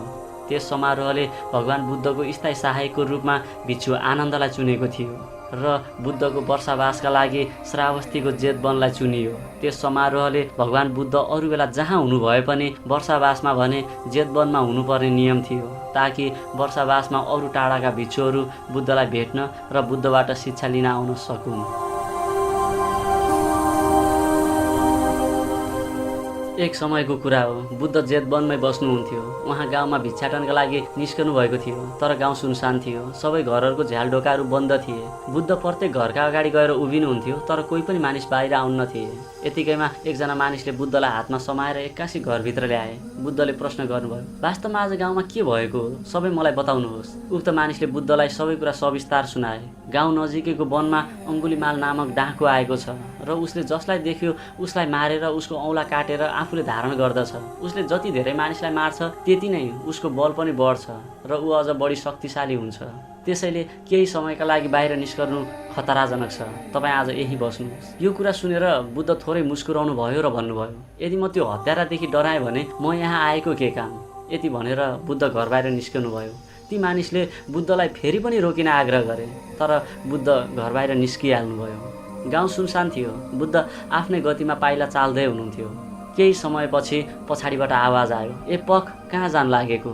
यो आवाज सुनिसकेपछि बुद्धलाई थाहा भयो कि यो मानिस नै अङ्गुलीमाल हो। बुद्ध आफ्नै मन्द गतिमा हिँड्दै हुनुहुन्थ्यो। अङ्गुलीमाल कराउँदै आइरहेको थियो, पख भनेको सुनिनस्? पख। त्यसपछि बुद्धले कारुणिक स्वरमा भन्नुभयो, म त धेरै पहिले नै रोकिसकेँ, तिमी नै रोकिएका छैनौ। म रोकिएको मानिसलाई तिमी फेरि रोकिनका लागि भन्दैछौ। अङ्गुलीमाल एकपटक झस्कियो, तर त्यो कुराको ख्याल नगरी ऊ अझ पनि कराउँदै बुद्धका अगाडि आइपुग्यो र भन्यो, तैँले मलाई चिनेको छैनस्? म अङ्गुलीमाल हुँ, म बलवान छु, अब म तँलाई मार्छु। त अब मेरो हातबाट मर्नका लागि तयार भऊ। बुद्धले मुस्कुराउँदै भन्नुभयो, ठिक छ, तिमी मलाई मार, तिम्रो हातबाट म मर्न तयार छु, तर मलाई मार्नभन्दा पहिले तिमीले मैले भनेको एउटा कुरा मान्नुपर्छ। के हो, छिटो भन्, अङ्गुलीमाल करायो। बुद्धले नम्र स्वरमा भन्नुभयो, तिमीले पहिला यी वृक्षका पातलाई आफ्नो हतियारले सकेसम्म काट। अङ्गुलीमालले आफूले भेटेसम्मका वृक्षका हाँगाबिगा काट्यो र भन्यो, ल अब त मर्न तयार भन्। अब बुद्धले भन्नुभयो, अङ्गुलीमाल, अब तिमीले काटेका यी सारा पात हाँगा बिगाहरू अब त्यसै गरी जोड ताकि ती अघिकै रूपमा हुन्। अङ्गुलीमाल फेरि झस्कियो र भन्यो, के तिमी पागल त भएका छैनौ? कसैले काटेका वृक्षका हाँगा बिगा फेरि जोड्न सक्छ? त्यसपछि बुद्धले भन्नुभयो, त्यसो भए तिमीलाई कसले भन्यो तिमी बलवान र शक्तिशाली छौ भनेर? बुद्धले दयावान स्वरमा थप्नुभयो, हेर अङ्गुलीमाल, कुनै पनि कुराको क्षति त जसले पनि गर्न सक्छ। मानिसले मानिसलाई, जसलाई पनि मार्न सक्छ। यसरी रुखका पात हाँगा बिगा त केटाकेटीहरू पनि झार्न सक्छन्, तर बलवान र शक्तिशाली त त्यो हो जसले कुनै पनि कुरा काटेर फेरि त्यही रूपमा जोड्न सक्छ। जोसँग काटेर फेरि जस्ताको त्यस्तै बनाउने सामर्थ्य छैन, त्योसँग काट्न पाउने अधिकार पनि छैन। बुद्धका कुरा सुनेर अङ्गुलीमालका आँखाबाट पश्चाताप र हर्षका आँसु झरे। पश्चाताप यसकारण कि उसलाई आजसम्म गरेको पापको महसुस भयो भने हर्ष यसकारण कि उसले सम्बोधि प्राप्त बुद्धसँग साक्षात्कार गर्न पाएको थियो। उसलाई थाहा थियो कि आफ्नो अब उद्धार हुनेछ भन्नेमा। उसले बुद्धका अगाडि घुँडा टेकेर दुवै हात जोड्दै माफी माग्यो। बुद्धले उसलाई अब सबै पाप कर्म छोडेर सद्धर्ममा लाग्नका लागि प्रेरणा दिनुभयो। अङ्गुलीमालले आफूलाई शिष्य बनाउनलाई बुद्धसँग आग्रह गर्यो। बुद्धले पनि अङ्गुलीमाललाई सजिलै शिष्यको रूपमा स्वीकार गर्नुभयो। त्यसपछि अङ्गुलीमालले बुद्ध समक्ष एउटा कुरा सोध्ने अनुमति माग्यो। बुद्धले अनुमति दिएपछि अङ्गुलीमालले सोध्यो, अघि हजुर मन्द गतिमा पाइला चाल्दा चाल्दै पनि आफू त धेरै पहिले नै रोकिएको, बरु म नै नरोकिएको भन्दै हुनुहुन्थ्यो, त्यसको अर्थ के होला? यो प्रश्न सुनेर बुद्धले मुस्कुराउँदै भन्नुभयो, मैले हत्या हिंसा गर्न पहिले नै रोकिसकेँ, तर तिमी नै रोकिएका छैनौ मात्र भनेको हुँ। बुद्धको कुरा सुनेर अङ्गुलीमालले बुद्ध कति ज्ञानी हुनुहुन्छ भन्ने कुरा बुझे। त्यसबेला सारीपुत्र, आनन्द, उपाली, किम्बिल र अन्य भिक्षुहरू पनि त्यहाँ आए। अङ्गुलीमाललाई त्यही उपालीले प्रवज्य दिए। त्यसपछि सबै एकैसाथ जेतवन फर्किए। यो त्यस शरद ऋतुको कुरा हो जति बेला बुद्ध वैशालीमा हुनुहुन्थ्यो। एक दिन जब कुटागारशाला धर्मकक्षको नजिकै ध्यान समाधिमा बस्नुभएको थियो, तब बिहारको दोस्रो भागमा अनेक भिक्षुहरूले आत्महत्या गरे। यो कुराको सूचना बुद्धलाई चाँडै नै मिल्यो। तब भगवानले सोध्नुभयो कि किन भिक्षुहरूले आत्महत्या गरे भनेर। भिक्षुहरूले बताए कि शरीरको अनित्यता र क्षयशीलतामाथि जब उनीहरूले ध्यान साधना गरे तब उनीहरूलाई शरीरदेखि वितृष्णा पैदा भयो र उनीहरू यसै शरीरमा जीवित रहन चाहेनन्। यो सुनेर बुद्ध चिन्ताग्रस्त हुनुभयो। उहाँले सबै भिक्षुहरूलाई बोलाउनु भयो र भन्नुभयो, भिक्षुगण, हामी शरीरको अनित्यता र क्षयशीलतामाथि यसकारण ध्यान गर्छौँ जसले गर्दा हामीले शरीर धर्मको प्राकृतिक अवस्थालाई बुझ्न सकौँ र त्यसको बन्धनमा नफसौँ। आत्मजागृति र निर्वाणको स्थिति जगतसँग मागेर प्राप्त गर्न सकिँदैन। यी बन्धुहरूले यस स्थितिलाई ठिकसँग बुझ्दै बुझेनन् र मूर्खतावश पलायनको मार्ग अपनाए। यस्तो गरेर उनीहरूले अहिंसाको सील उल्लङ्घन गरेका छन्। उहाँले अगाडि बताउनुभयो, यदि धर्मदेशनालाई अज्ञातवश ठिकसँग बुझ्न सकिएन भने साधक सङ्कीर्ण विचारहरूमा फस्ने र उसले स्वयं आफ्ना लागि र अन्य मानिसहरूका लागि समेत दुःखको कारण उत्पन्न गरिदिने सम्भावना हुन्छ। तपाईहरूले धर्म शिक्षालाई बुद्धिमत्तापूर्वक सुन्नु, बुझ्नु र साधना अभ्यासमा अपनाउनु पर्दछ। भगवान बुद्धका विरोधी केही झुटा ब्राह्मणहरूले बुद्धमाथि झुटो आरोप लगाउनका लागि उनीहरूले चिन्चा नामक एक युवतीलाई तयार बनाए। चिन्चा पहिले त भगवान बुद्धको धर्मकक्षमा जाने आउने गर्न थालिन्। त्यसको केही समयपछि उनले उपासक उपासिकाहरूसँग राम्रो सम्बन्ध बनाउँदै गइन्। एक दिनको कुरा हो, उनले आफ्नो पेटमा गोलो काठले आफ्नो पेट केही ठुलो बनाएर धर्मकक्षमा गइन्। उनको पेट फुलेको देखिरहेको थियो। बुद्धको देशनामा उभिएर उनले भनिन्, तपाईँ धर्मका लामा छोटा कुरा त गर्नुहुन्छ, तपाईँको सम्मान पनि हुन्छ, तर तपाईँले मेरो ख्याल गर्नुहुन्छ कि हुँदैन? जसलाई तपाईँले गर्भवती बनाउनु भयो, मेरो गर्भमा तपाईँको बालक हुर्किरहेको छ, के तपाईँ यसको उत्तरदायित्व लिनुहुन्छ? यसले गर्दा सङ्घमा चिन्ताको लहर पैदा भयो। हरेकले बुद्धतर्फ हेर्न थाले। बुद्ध केवल शान्त भावमा मुस्कुराउँदै बोल्नुभयो, कुमारीजी, तपाईँ र मलाई मात्र थाहा छ तपाईँ जुन कुरा बोलिरहनु भएको छ त्यो कति सत्य छ भनेर। बुद्धको शान्त वचनले चिन्चा डगमगाइन् र भनिन्, ठिक भन्नुभयो, तपाईँ र मलाई मात्र यो सत्य हो कि मिथ्या हो भन्ने कुरा थाहा छ। बुद्ध अझै मुस्कुराउँदै हुनुहुन्थ्यो। सङ्घका भिक्षुहरू आफ्नो आश्चर्य लुकाउन सकिरहेका थिएनन्। अनेक मानिसहरू क्रुद्ध भएर उभिए। चिन्चालाई कतै मानिसहरूले मारपिट नगरून् भन्ने लाग्यो। उपस्थित उपासक उपासिका तथा भिक्षुहरूको क्रोध देखेर चिन्चा बचेर भाग्ने कोसिस गर्न थालिन्। भाग्ने क्रममा एक खम्बामा ठोकिएर लडिन्। जब लडेर उनी उभिन् तब उनको पेटमा बाँधिराखिएको काठको गोला तल झर्यो र खुट्टाको औँलामा लाग्यो र उनी कराउँदै आफ्नो औँला समाउँदै बसिन्। यसबाट उपस्थित जनसमुदायले राहतको श्वास फेरे। धेरै मानिसहरू उनको त्यो चर्तीकला देखेर हाँस्न थाले। केहीले चिन्चाको निन्दा गर्न थाले। भिक्षुणी भीमाले सहारा दिइन् र चिन्चालाई धर्मकक्षबाट बाहिर लिएर गइन्। जब उनीहरू बाहिर गए तब बुद्धले आफ्नो देशना आरम्भ गर्नुभयो, मानौ केही पनि घटना घटेकै छैन।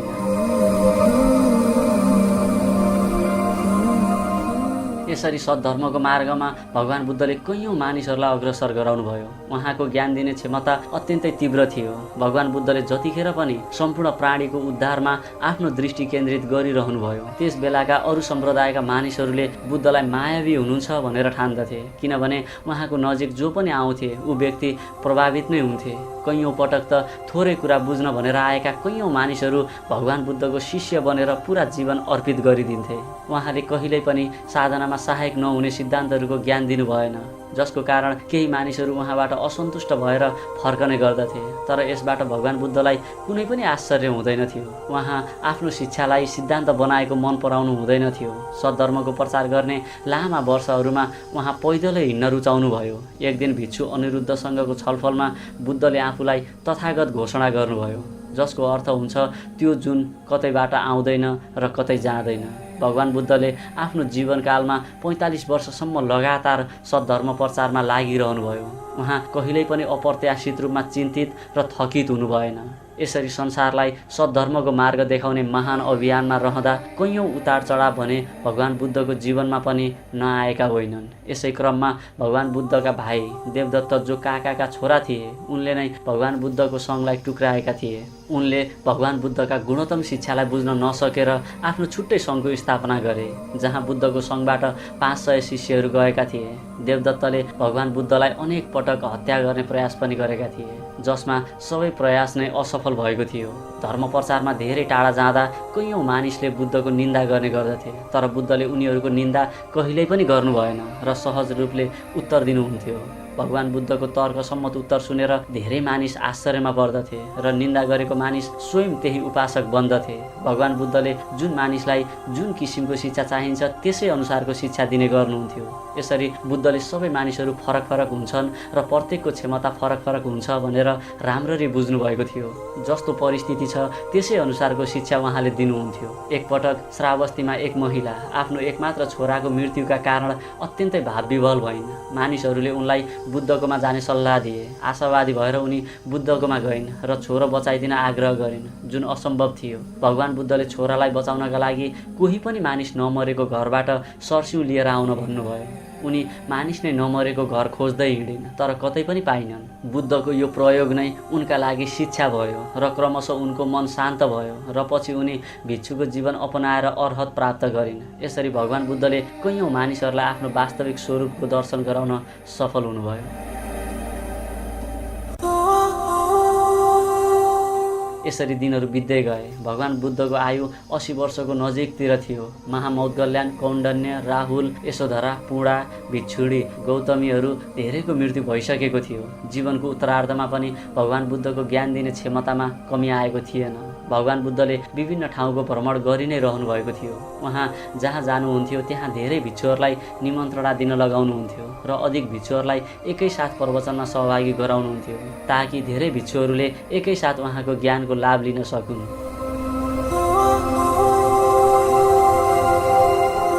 एकपटक वैशालीमा रहँदा एक दिन श्रमणेर चन्द, जो मान्य सारीपुत्रको सेवामा थिए, उनी आनन्दलाई खोज्दै आए। उनले सारीपुत्रको निधनको खबर सुनाए। सारीपुत्रको चिवर, भिक्षापात्र र अस्थि कलश आनन्दलाई दिएर मुख छोपेर रुन थाले। त्यहाँ आनन्द पनि रोए। चन्दले बताए कि सारीपुत्रले अन्तिम दिनसम्म आफ्नो आमाको सेवा गरे। आमाको मृत्युपछि उनले धेरै मानिसहरूलाई त्रिरत्नको उच्चारण गराएर साधना गर्ने पद्धति बताए। त्यसपछि उनी पद्मासनमा बसेर निर्वाण प्राप्त भए। आनन्दले आँसु पुछे र चन्दको साथमा बुद्धलाई भेट्न गए। बुद्धले शान्त भावले आफ्नो श्रेष्ठतम शिष्यको चिवर, भिक्षापात्र र अस्थि कलश हेरिरहनुभयो। आनन्दले आफूलाई रोक्न सकेनन् र रुन थाले। बुद्धले आनन्दलाई सम्झाउनु भयो, कैयौँ पटक मैले जसले जन्म लिन्छ ऊ मर्छ भनेर स्मरण गराएको छु। जे मिल्छ त्यसबाट बिछोड हुन्छ, हामीले त्यसमा बाँधिनु हुँदैन। आनन्द, सारीपुत्रको समान अनेक भिक्षुहरूले बोधिसत्वको अवस्था प्राप्त गरिसकेका छन्। भिक्षु पुणा, भिक्षुडी, यशोधरा र उपासक करुणा सम्पन्न अनाथपिण्डिक बोधिसत्व थिए। तथागत मौद्गल्यान साहस र ऊर्जाका बोधिसत्व थिए।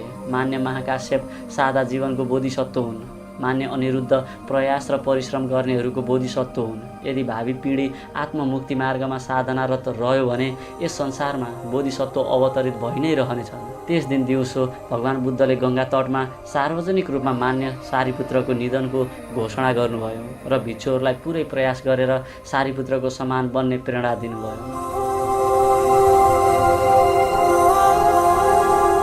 एक दिन बुद्ध र आनन्दले वैशालीमा भिक्षाटन गर्नुभयो र समीपस्थ जङ्गलमा बसेर भोजन गर्नुभयो। त्यसपछि उहाँहरू विश्राम गर्नका लागि चपला मन्दिर जानुभयो।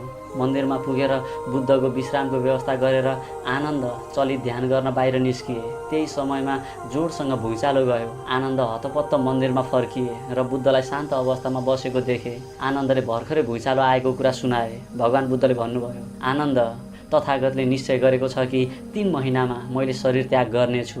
मान्य आनन्दलाई यस कुरामा विश्वास नै भएन। उनी बोल्नै नसक्ने अवस्थामा भए। उनले बुद्ध समक्ष प्रणत भएर भने, प्रभु, यति छिटै नजानुहोस्, कृपया आफ्नो शिष्यमाथि दया राख्नुहोस्। आनन्दले अगाडि भने, मलाई लाग्छ बोधिसत्वले मलाई अन्तिम देशना दिनुभएको छैन।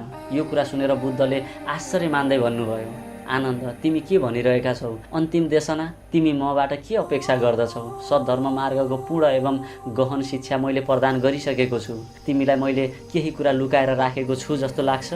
आनन्द, सद्धर्म शिक्षा नै साँचो शरण हो। प्रत्येक व्यक्तिले यी देशनाहरूलाई नै आफ्नो मार्गदर्शन सम्झिनु पर्दछ र आफ्नो दीपक आफू स्वयं बन्नु पर्दछ। सम्बोधि प्राप्तिको सक्षमता नै बुद्ध हो। आनन्द, यदि तिमीलाई तथागतमाथि निष्ठा छ भने तिमीले मेरो निर्णय उपयुक्त समयमा हुन्छ भन्ने बुझ्न सक्छौ। आनन्दले बुद्धको कुरा कति सम्झ सम्झिए कति सम्झिएनन् त्यो त थाहा भएन, तर बुद्धले हर सम्भव आनन्दलाई सम्झाउने प्रयास गर्नुभयो। आनन्द आँसु पुस्दै उठेपछि बुद्धले आनन्दलाई सबै भिक्षुहरूलाई महावनको कुटागार धर्मकक्षमा एकत्र गर्नका लागि भन्नुभयो। त्यसको 7 दिनपछि भगवान बुद्धले 1500 भिक्षु र भिक्षुणीहरूलाई आफ्नो शिक्षा अनुसार साधनामा अत्यन्तै धेरै परिश्रम गर्नका लागि भन्नुभयो। उहाँले शील, ध्यान साधना, प्रज्ञा र मुक्तिको विषयमा देशना गर्नुभयो। त्यसको भोलिपल्ट भगवान बुद्धले 300 भिक्षुहरूको साथमा वैशाली छोड्नुभयो। वैशालीबाट उहाँ पावा पुग्नुभयो। उहाँले बाटोमा अनेक गाउँहरूमा धर्म देशना दिनुहुन्थ्यो। यसरी 3 महिना बित्यो।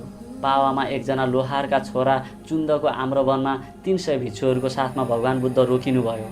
त्यसको भोलिपल्ट चुन्दले बुद्धसँगलाई भोजनका लागि आमन्त्रण गरे। चुन्दको परिवार सबै मिलेर भिक्षुहरूका लागि भोजन गराए। चुन्द स्वयंले बुद्धको लागि जङ्गलबाट खोजेर लिएर आएको विशेष किसिमको च्याउबाट तयार पारिएको भोजन पस्किए। भोजन गरिसकेपछि बुद्धले भन्नुभयो, चुन्द, यस च्याउको परिकारलाई पृथ्वीमा गाडिदेऊ र कसैलाई पनि नखुवाउनु। त्यस दिन भगवान बुद्ध आम्रवनमै विश्राम गर्नुभयो। भोलिपल्ट बिहानै भिक्षुहरूको साथमा बुद्ध कुशीनगरको यात्रामा निस्कनुभयो। बेलुकाको भोजनको कारण यात्राभरि भगवान बुद्धको पेट बटारिरह्यो। भगवान बुद्धले आनन्दसँग पिउने पानी लिएर आउनका लागि भन्नुभयो, तर आनन्दले त्यस ठाउँमा सफा पानी नभएकोले गाउँ आउने बेलासम्म पर्खनका लागि भन्नुभयो। बुद्धलाई धेरै प्यास लागेकाले फेरि भन्नुभयो, आनन्द, मलाई धेरै प्यास लागेको छ, त्यहीँबाट पानी लिएर आऊ। आदेशअनुसार आनन्द पानी लिन गए। त्यहाँ पुग्दा आनन्दको आश्चर्यको सीमा रहेन, किनकि फोहर पानीमा पात्र हाल्ने बित्तिकै पानी स्वच्छ भयो। भगवान बुद्धले पानी पिउनुभयो र भन्नुभयो, आनन्द, तथागतले चुन्द कहाँ जुन भोजन गरेको थियो त्यो अन्तिम भोजन थियो। तथागतलाई 2 पटकको भोजन अत्यन्तै उत्तम लाग्यो। एक सम्बोधि प्राप्ति हुनुभन्दा पहिलेको र अर्को निर्वाण प्राप्त हुनुभन्दा पहिलेको यो भोजन। त्यहाँबाट भगवान बुद्ध कुशीनगरको सालवनमा पुग्नुभयो, जहाँ उहाँले आफ्नो लागि 2 सालवनको बीचमा आफू पल्टिनका लागि स्थान बनाउन लगाउनुभयो र त्यही उत्तरतिर शिर गरेर आराम गर्नुभयो। भगवान बुद्धले आज नै निर्वाण प्राप्त गर्नुहुनेछ भन्ने कुरा सबै भिक्षुहरूलाई थाहा थियो। भगवान बुद्धले कुशीनगरका मानिसहरूलाई बुद्धले आजै निर्वाण प्राप्त गर्नुहुनेछ भनेर सूचित गर्नका लागि भन्नुभयो। जब मानिसहरूले यो सूचना पाए तब धेरै मानिसहरू जम्मा भए। त्यसमा सुभद्र नामक सन्यासी पनि आए। उनले बुद्धको बारेमा त धेरै कुरा सुनेका थिए, तर भेट्ने अवसर पाएका थिएनन्। उनी आएर बुद्धलाई भेट्न चाहे र शिष्य बनाउनका लागि आग्रह गरे। भगवान बुद्धले सुभद्रलाई आफ्नो अन्तिम शिष्य घोषणा गर्नुभयो। त्यसपछि रातले अन्तिम प्रहरमा प्रवेश गर्यो। भगवान बुद्धले भिक्षु समुदायलाई हेरेर भन्नुभयो, भिक्षुहरू हो, तथागत जे भन्न गइरहेको छ त्यो ध्यानपूर्वक सुन्नुहोस्। मुक्ति प्राप्त गर्ने पथमा परिश्रमी बनेर अगाडि बढ्नुहोस्। मैले सिकाएको शिक्षालाई सधैँ पालन गर्नुहोस्। तपाईँले बाहेक अरू कसैले पनि उद्धार गर्न सक्दैन, त्यसैले आफ्नो दीपक आफै बन्नुहोस्। यति भनेर बुद्धले आँखा बन्द गर्नुभयो। उहाँले अन्तिम वचन बोलिसक्नु भएको थियो। पृथ्वी हल्लियो, प्रत्येकको चित्त र शरीर कम्पायमान भयो। बुद्धले महापरिनिर्वाण प्राप्त गर्नुभयो। बुद्धले शरीर त्यागिदिनुभयो।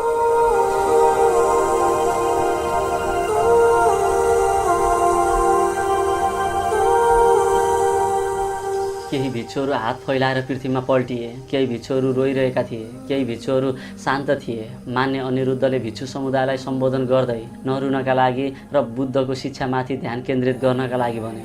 त्यसपछि अनिरुद्ध र आनन्दले बुद्धका महान कार्यहरू, उहाँको सद्गुणहरू, ध्यान साधना, आनन्द र समत्वको प्रशंसा गरे। यसरी पुरा रात बित्यो। भोलिपल्ट बुद्धको महापरिनिर्वाणको सूचना जताततै पुग्यो। धेरैले बुद्धलाई अन्तिम पटक देख्न नपाएकोमा खेद प्रकट गरे। 6 दिन 6 रातसम्म टाढा टाढाबाट मानिसहरू आएर बुद्धको पार्थिव शरीरलाई पुष्प अर्पित गरिरहे। 7औं दिनमा बुद्धको पार्थिव शरीरलाई आगो दिइयो।